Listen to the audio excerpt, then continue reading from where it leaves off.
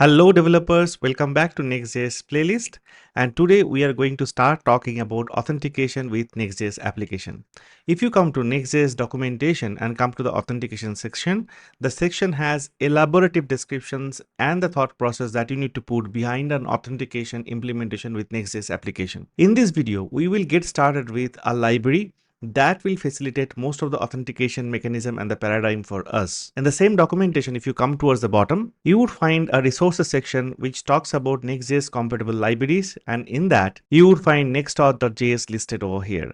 So using nextauth.js, we are going to build the authentication system. Just that you got to be aware that nextauth.js is now auth.js, because under the same umbrella, along with Next.js, you also have the support of other libraries like Express, SplitKit and all. So I would strongly recommend you to start playing around auth.js and try to understand that how you can leverage it beyond just Next.js applications. In today's video, our focus is to build authentication system with OAuth providers like GitHub, Google, etc. So let's get into building an application where we can authenticate, we can sign in, sign out using Gmail from Google, using GitHub authentication, and that also opens up the door for authenticating using other OAuth providers like Twitter, Facebook, etc. The application we plan to build will work like this.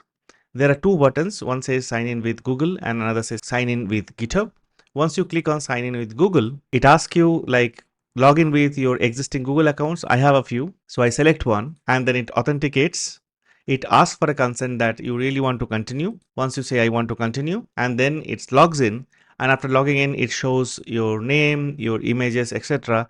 And then it also asks you to log out. Once you click on it, it will log out. But before that, take a look at the URL. The URL says /home. You were in the root page before. Now you are on /home. If you log out, you will go back to again the root page where you have those buttons. That's it. Now similarly, if you do sign in with GitHub, it will take you a page where it will ask your consent. You say, okay, authorize TypeScript. So you do that, and then again you logged in, and again you can log out from here. So you're going to achieve this, and this is just the starting point of Next.js authentication system, because in the subsequent authentication videos, we are going to do a lot more things with this authentication paradigm. We are going to store the user in a database. We want to manage the session from the database. We want to see how cookies works with Next.js authentication system. A lot of things are going to come, but I want to take one thing at a time and go into the depth of it. Let's get started with implementing OAuth authentication using Next.auth or auth.js along with the Next.js application. I've created this Next.js application using the command that we usually use, and this application is called Next.auth OAuth. Right now, I have not modified any of the code in this application. I'm going to do that. So first thing I'm going to do that is under src, I'm going to open up this page.js, which comes with a lot of code, and I'm going to delete almost all of them. So let's go ahead and delete them. And then let's have a div. Inside this div, I'm going to have one h1 that will just say, hey, time to sign in. I'll be using few Tailwind classes. I'm sure that you must be aware of Tailwind CSS already if you're following this playlist. So I'm not going to explain those Tailwind CSS classes as I write, but I'll try to explain them at a high level. For example, I have added a class name over here on this div to make it a flex layout, and I'm aligning this as center. Similarly with this h1, I'm making it a big text and giving some margin up and down. So now if I go to the UI and refresh, it looks like this. Hey, time to sign in. Okay, there is a gradient effect. You can go to global.css file and just remove all these default styles, but you have to keep this Tailwind imports. Now you have a white background and hey, time to sign in. Okay, next thing, I'm going to create a login form, and the form will have two buttons. One button is to log in using Google. Another button is to log in using GitHub. To create a login form, we'll be creating this as a component, right? So under src, right click and create a new folder called components, and inside components, let's create a new file called login form.jsx. Now inside login form, we are going to create the form, but this has to be a React component first. So let me create that. Here I will get rid of this div and create a form instead. Inside the form, we'll have two buttons. One button says sign in with Google. Let me copy this button again and say sign in with GitHub. Now I'm going to add few attributes to this button so that it become more meaningful. For example, I'll be making them as a submit button, because when I click on this button, this form should be submitted. Along with that, I'm going to provide a name to this button called action and a value called Google. Why am I doing that? Because just like this button is a submit button, this button is also going to be another submit button. Just that the value of this is going to be GitHub, because we are going to submit this form from clicking on either of this button. Now, how am I going to identify which button has got clicked so that this form got submitted? That's the reason we are keeping the name same for these buttons, but we are giving the value different, because after submission from the form data, we will be able to find this particular value and then can take our actions accordingly. In Next.js application, when you are dealing with form and the server action, if you have more than one submit button in your form, how do you deal with things? This is the use case that you are learning as a bonus. Okay, so keep in mind. After that, I'm going to add few classes. The first button, I have added a class like this, a pink button, text white, some rounded corner, and text is LG. For the second button, similar thing, but I'm making it as a black button so that I can make a differentiation between them. All right. Now this login form is ready. I'm exporting the login form from here. I'll go to page.js file. This import is not required anymore. Instead of that, I'm going to import login form, and I'm going to use login form over here. So now if I go to UI, I should see two buttons. One should say login with Google, and another should say login with GitHub. All right. So login with Google and login with GitHub. If I click on them, they are not going to do anything. But what you can see on the URL is like if I am clicking on Google, the action says Google. If I click on GitHub, the action says GitHub. Right. Now, as we have the form set up, the next thing that we want to focus on is to write the action for it, so that whenever this form is getting submitted, on clicking on the button, the action get called. So this is where I'm introducing server action to you and how to deal with server action in Next.js with form. Go to the app folder. Right now, right click on the app folder, create a new folder called actions, and inside that create a new file called index.js. So this is one file where we are going to keep all our actions. We are going to have only sign in and sign out as two actions in our this application. So one file would be enough. In case your application grows and you want to meaningfully distribute your action across, in that case, you can create different file for different kind of actions, related actions basically. So in our case, there are only two actions. One is export async function, do social logging, and this will accept form data. Inside this, we will do something, and we will write another function called do logout. It doesn't take any form data.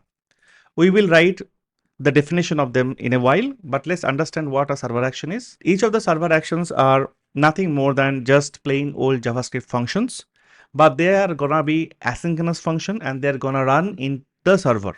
All right, they're not gonna run on your client.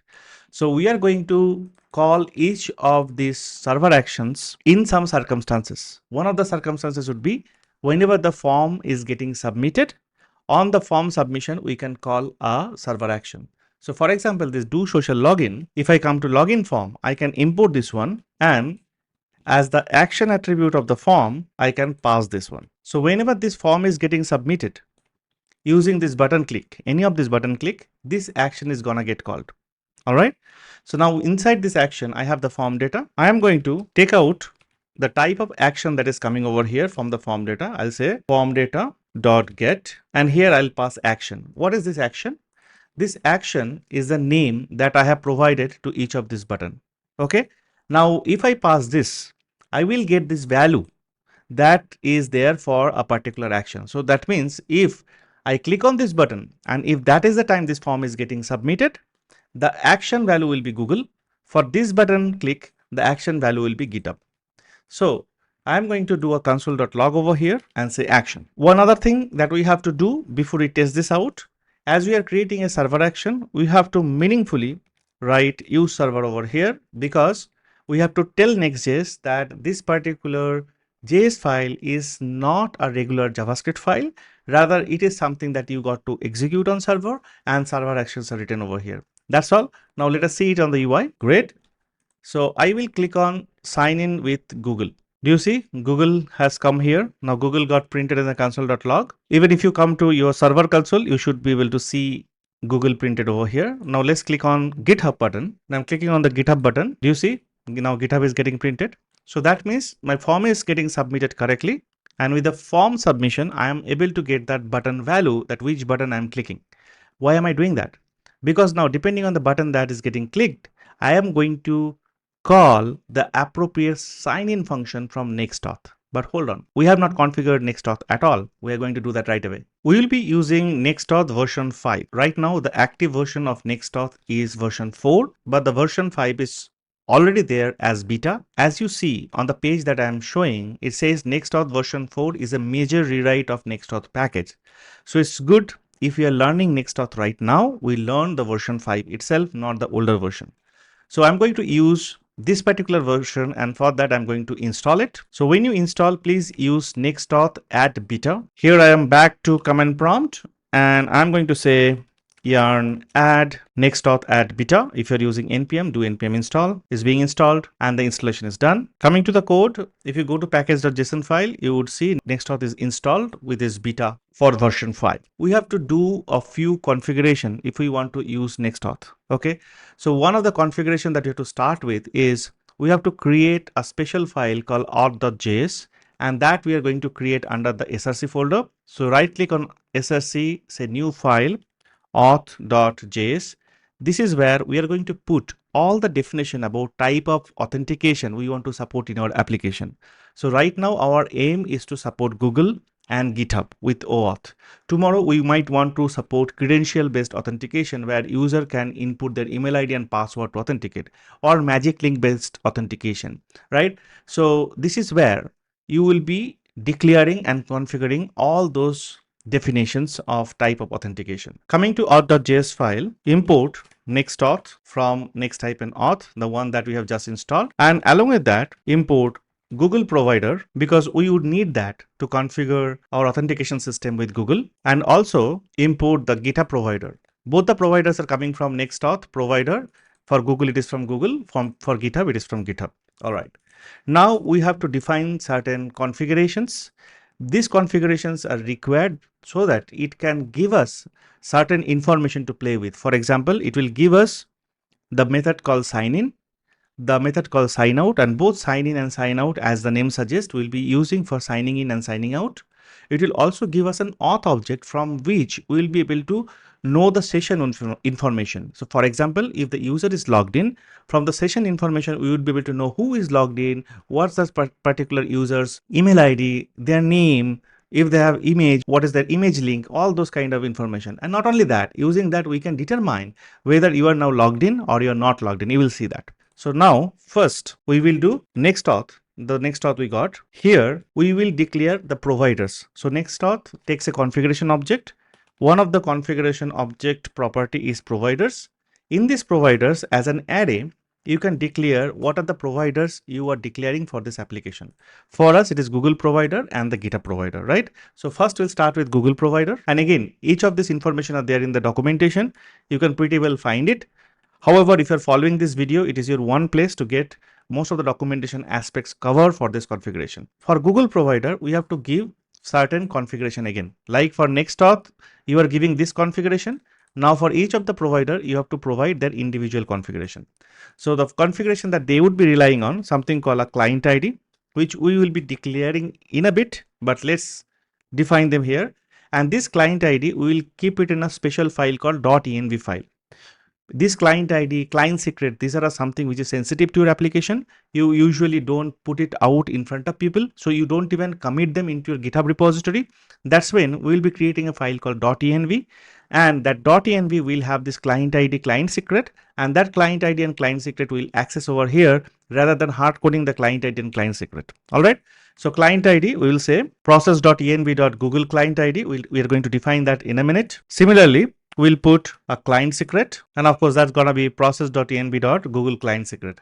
You can give any name over here of your choice. After defining client ID and client secret, we have to define few things for authorization. Now these are optional attributes. If you are not persisting the logged in user session information, account information in a database, then I would suggest you use this. For example, I'll say authorization is one of the attribute. Inside the authorization, I'll be passing some params.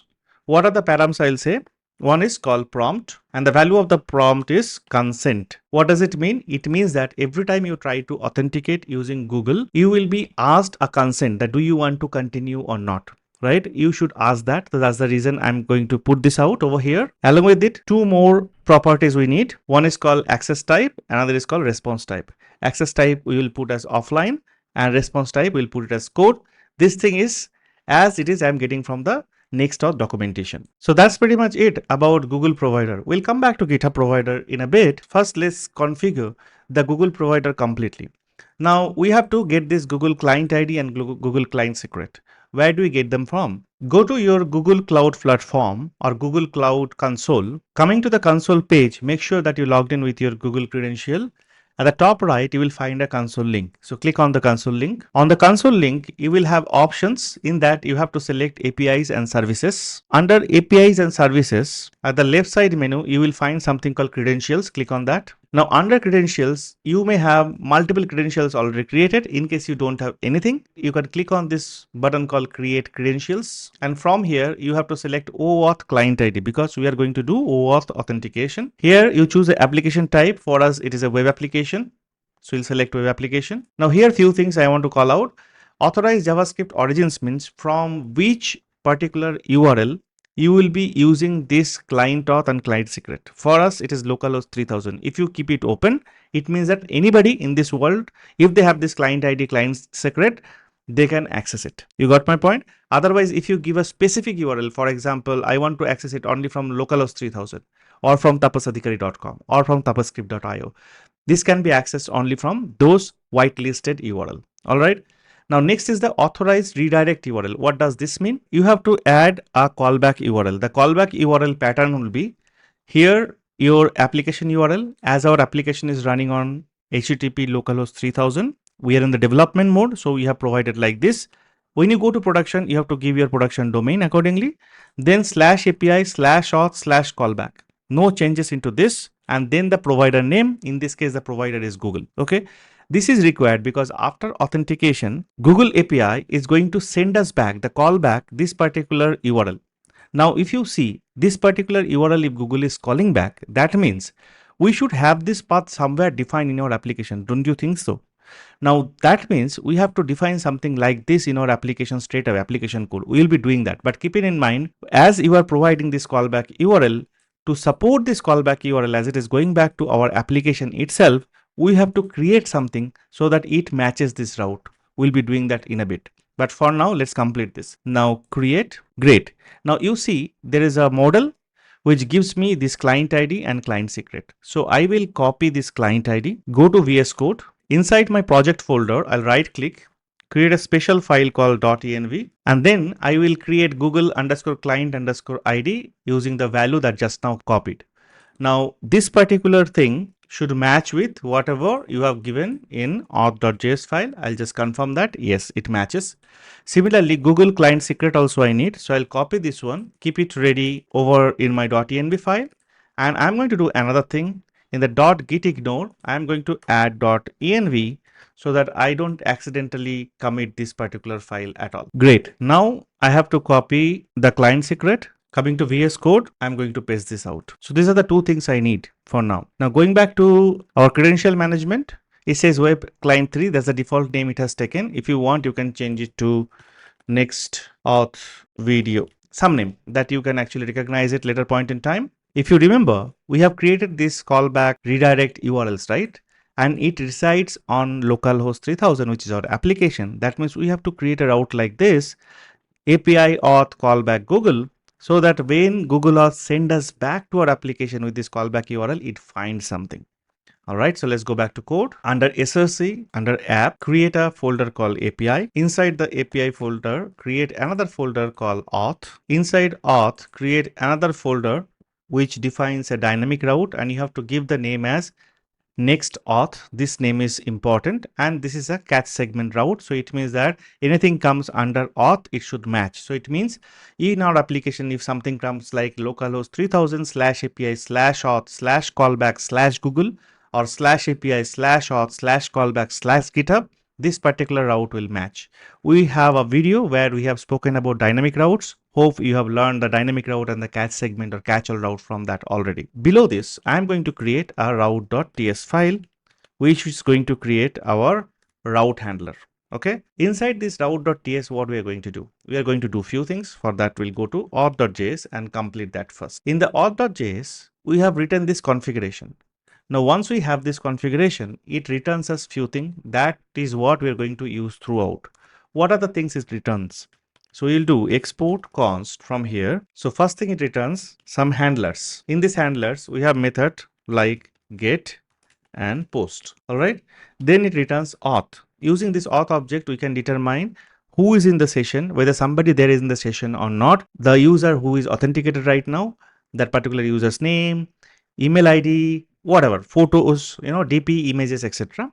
Along with that, it gives me another method called sign in, which I'll be using to sign in and also sign out. Here we have to give colon. Now, as I have these handlers, and from these handlers, I have this get and post, I can come to my route.ts file and say export get and post, the same get and post, whatever we are getting from the handlers from the auth.js file. Okay, so if I go to this particular get, is going to land over here. Now the advantage over here is from this callback URL, if it comes to API auth callback / Google, under API, under auth, under callback, under Google, it's gonna match API auth callback / Google will come here. We'll definitely find this get and post over here exported, right? So now from your provider to your Next.js application where nextauth is there, nextauth configuration, those two things are tied and integrated. That's the advantage. We are done with most of our configuration, but we still have to do one tiny thing. That is coming to the .env file, along with your Google Client ID and Google Client secret, you also need to define something called auth_secret. Now the question is, how can you find the value of auth_secret? There are multiple ways that you can do. If you have OpenSSL installed on your box, you can go ahead to a terminal and then type this command OpenSSL space rand space -hex space 32, and once you press enter, it's gonna create a auth secret for you. You can just copy it and use it in your .env file for the value of that auth secret. In case you don't have OpenSSL configured, don't worry. You can come to this website called generate-secret.vercel.app/32. I have given the link in the description of this video. You can try that. This is also going to give you a auth secret. You can use that. Either way, our auth secret is here. Now we are done with all required configuration for nextauth. And the good news is we can now test it out without even writing a single line of code to consume the authentication from Google.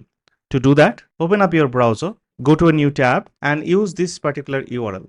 The URL is localhost 3000 /API/auth/signin. Okay, this is the URL. Now what will happen is, like, if I'm going to /API/auth/signin, I am going to actually call the sign-in method. And for my auth.js, already a Google provider has been configured. So it's going to hook into that Google provider with all the required configurations we have done so far. And I am going to see a page that says sign in with Google. Do you see that? Sign in with Google. If I click on this, I'll get all the IDs I have with Google, so that I can use them to start signing in. Now, this is manually we have tested. Now, what we are going to do, we are going to integrate this piece with the button that we have created. We say sign in with Google. Now things will be very straightforward. As you will see, we have this login form where the buttons are, right? And then clicking on the button, this do social login, this particular server action is going to get called. So I'll go to this particular server action straight away. Now coming here, I have to call this sign in method. Where do I get the sign in method? I have it in the auth.js file. So I am going to import sign in from the auth file. As I have the sign in method now, so I can call this sign in method over here. I'll say await sign in. I'll pass this action because in the sign in, you can tell which provider you are going to use to sign in. So if the action is Google, on clicking on the Google button, I'm going to pass Google over here. So it means I'm going to sign in using Google. When I'm clicking on the GitHub button, the value that I'll be getting for this action is called GitHub. So that is the GitHub will be passed over here as a sign in method. Then it will be signing in with GitHub. So you see the code becomes so less because of the way that we have constructed this, and because of the button is having the proper value for the action, we can just pass it straight away to the sign in method to do all the meaningful thing. Now, along with sign in, I can also say that after signing in, where do you want to redirect to? It means that after signing in, which page you want to go or which route you want to go. So for that, I can say redirect to, and here I can specify the route where you want to go to. And that's it, our signing method, nothing more than that. So now if I sign in using the Google button, I'm going to be taken to this home route. Now I have not created this home route at all, right? I should create this home route. Don't you think so? So for that, under the app folder, create a new folder called home, and inside that let's create a new page.js file. Let's create a React component. Let's call it as home page. So what are the things we can do it in the home page? For this application, it would make sense if I can show the logged in users information, because you will be logging in. After signing in, you will redirect to the /home, which is this page. Here you want to show the logged in users information. Now to show logged in user information, you can import auth from auth. So I've imported this. Inside this auth, I will have a lot of information about the logged in user. Now the auth is a function which makes an async call. So I have to use await. As I have to use await, I have to make this server component as an async component. And here I'll be saying const session equals to await auth. Okay. In fact, the great thing over here is I can say if in the session there is no user, in that case, you don't even show this page. You redirect to where we have those buttons, right? So without login, if somebody trying to access the home page directly, they will get back to the page where the login buttons are there. This is the way that you are actually protecting the route. It's cool, right? Now, how do we do redirect in Next.js? Very easy. For that, you have to import redirect from Next Navigation. And here you can say, if this is the case, please redirect to the route where my login buttons are already there. Good. Now here, coming to the JSX part of it, here you want to show the logged in user's image or maybe their name, etc. Right? So for that, we'll be doing some JSX part over here. I have a div. Let me add a few class name to this so that it has a flex layout and kind of align center. Inside this, let me take a h1, and in this h1, I can show like session.user.name. So that means whoever the user logged in into the session, that user name I'm showing, the session is coming from the auth. Beautiful thing. Along with that, I can also show the image of that particular user who has logged in, right? For that, I need the image component. So I'll import the image component. Now here, I will have the image component. The src gonna be session.user.image. I can have an alt value and set it to the user session.user.name. If we are using dynamic image in Next.js, we have to give a width and height. That's mandatory. So I've given some width and height. And also let me add a class name. Let me also add few classes to this h1 just to make the text a little bit bigger and some margin. So I think we are good with this, right? So if we log in now, we should be redirected to a home page. After redirecting to this home page, we should be able to see the logged in user name and the user's image at least. But before that, let us try out one more thing. What if I want to access the /home directly? So if I'm going to access /home directly, see in my URL, I'm giving /home and pressing enter. Do you see what happened? It's not allowing me to see that page at all. It is actually redirecting me back to the page where these buttons are there, because we have written that logic that if the user is not in the session, I don't want that particular route to be shown. That's a protected route. So that is really beautifully, it is now configured. Now I'm going to do sign in with Google. Let's see what happened. The moment I do sign in with Google, I see these options. Now I'm going to sign in with say React Play. I get a consent form because I have given that consent configuration into auth.js file. Now I'll do continue. See what happened. Boom, one error. Why this error happened? Is because now Google is sending me an image from a URL. That URL is this lh3.googleusercontent.com, which Next.js is not relying on, because I have not told Next.js that, hey boss, this is a URL you should rely on and this is completely safe. So if you go to this link even, come over here, it specifically tell that how to configure this reliability. So for that, I'm copying this image thing, going to nextconfig.mjs file. Inside this next config, I'm going to put this configuration, and I'm going to delete this port and path name for now. And this host name I'm going to replace with this particular host name it is talking about. So I'm copying that, going over here, and I have replaced the host name. All good. Now I will go ahead and refresh, and I should see my logged in user information. Great. We have reactplay.io and we have React Plays icon as well. So homepage is working. With sign in, it is working. The only thing that left now is that we have to add one sign out option. so that when we sign out, it logs out, goes back to the initial route where the login buttons are there, right? So let's add the sign out or the logout option as well. For logout, we will go inside SSC under components. Let's create a new file called logout.jsx. What are going to have here? Just a button and a form, and clicking on button, we'll again submit this form, and the form will go to our action. We have defined a do logout. If you remember in the beginning, we're going to call that do logout. That's it. So let's create a React component first. We call it as logout. Here we are going to take a form. We are going to import do logout from our actions. If you remember, in our actions index.js, we already have do logout. We have not written any code. We'll be doing that in a bit. Now in the form, we'll have an action and we'll say on this action, call this do logout. All right. Now inside this, we are going to take a button. The button gonna be a logout button. Of course, the button type will be submit. And in this case, we don't need the action and value because in this form, there is going to be only one submit button. So we don't need the action and value that we had added for both of those login buttons, right? And let's add some style. So this time we'll make this button as blue button, all right? So that it stands out. So we have this logout button. Now we'll go to our home page, which is like homepage.js. And just after this image, we will add this logout. And that's the reason I'm going to import logout. And right after this image, I'm going to put logout over here.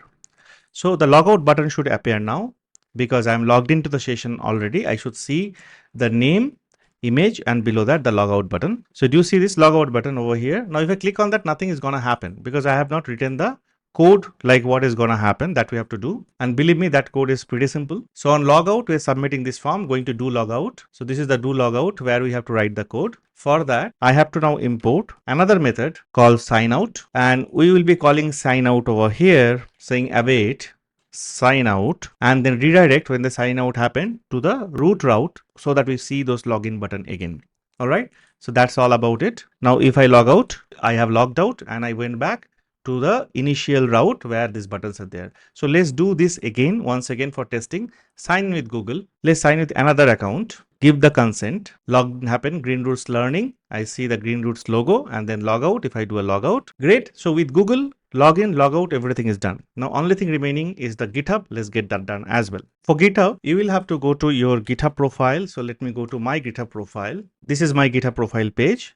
And here you can come to this top right, and then bottom there is a settings. Let me hide myself for a moment so that you can see that. So here is the settings. You click on the settings, and in the settings, if you scroll down, you will find something called developer setting. On the developer setting, you have two options over here. One is called GitHub apps, another is called OAuth apps. You can create a GitHub apps, but that's for much bigger occasions. You can create that also will work, but in our case, we will create a OAuth apps. So click on OAuth apps, and here you click on new OAuth app. After clicking here, give application name. For example, I can give Next-Auth video, give something meaningful. Here again, you can give a homepage URL so that it can be accessed only from there. And the callback URL, last time you have given /Google. Here you will be giving /GitHub. That's the only difference. So I'll give the callback URL as same thing, callback GitHub. And for this, you don't have to now do any specific configuration in our application because we have taken care of that using that cat segment route already, so that it matches /callback /Google /callback /GitHub, everything. Now I'll do register application. Once you do register application, you get the client ID. So similar to our Google one, let's go back to .env. Let us create a GitHub client ID and a GitHub client secret. This value I'm going to delete. This value also I'm going to delete. Now GitHub client ID is over here. Just copy this, put it over here. For the client secret, you have to click on generate a new client secret. Client secret has been generated. Just copy this guy. After coming to your .env, you just paste it over here. That's it. Now the thing is to go to auth.js file. As we have done Google providers thing, this configuration, and we have already imported GitHub provider. So you will be doing the similar configuration for GitHub provider as well. And the configuration looks exactly same. GitHub provider, client ID, process.env.github client ID, just like Google client ID, just like Google client secret given a GitHub client secret, and same authorizations thing so that it asks for the consent every time. Now, do you need to change any more code? I don't think you need to change any more code. Why? Because when you come to login form and somebody click on GitHub, the value will go as GitHub. So we'll go to this particular form and the form data will have value as GitHub. sign in will be GitHub. So with GitHub now we'll be able to sign in. This is the beauty of it. Tomorrow Facebook means you add one more button in your login form, say the value as Facebook. Facebook will be taken care. Just you need to create the client ID, client secret of Facebook, put it into your .env file, come to auth.js, import one Facebook provider, and then similarly you add another Facebook provider. So simple, isn't it? So let's test it out. Now we'll be signing in with GitHub. Great. You see that Next.Auth video by Tapas Adhikari asking for consent, authorize a Tapas is logging in. Now again the same error, because now we are taking the avatar image from another URL, another source, not from the Google source. We are taking from where? We are taking from avatar.github-user-content.com. So it means this one also, now we have to make whitelisted. So we'll come to next config, and just like we have added this particular pattern over here, we'll be adding one more pattern. Just like the Google one, we have now added the GitHub one. All right, so let's go back, refresh this. As we refresh, we see now I have logged in as Tapas Adhikari and I have the logout. Now for logout, you don't have to put the provider, because logout is logout for everyone, whether it's a Google or GitHub or whatever it is. So that's the reason in case of logout or sign out, we have not provided any provider, but for your sign in, you are providing the which provider you are logging out with. So let's go ahead, log out again log in with Google, final test, give the consent, again do logout, sign in with GitHub, give the consent, happening, done. So I hope you found this particular video helpful and it gave you a start of how to integrate Nextauth with your Next.js application using OAuth social login. I have showed it with Google and GitHub. I'm sure that very easily you will be able to do it with Twitter and Facebook. Just that you need to get the client ID and client secret. You can just Google about it, find out how to get the client ID, client secret for Facebook, Twitter, and any other stuff. And after getting that, come to auth.js, import the respective provider, put the configuration the way that I have done, put your client ID, client secret into .env file, and just add one more button into login form. If you happen to do any other things other than the Google and GitHub, why don't you share that on our TapaScript Discord? And maybe the project also, so that others can learn from you as well.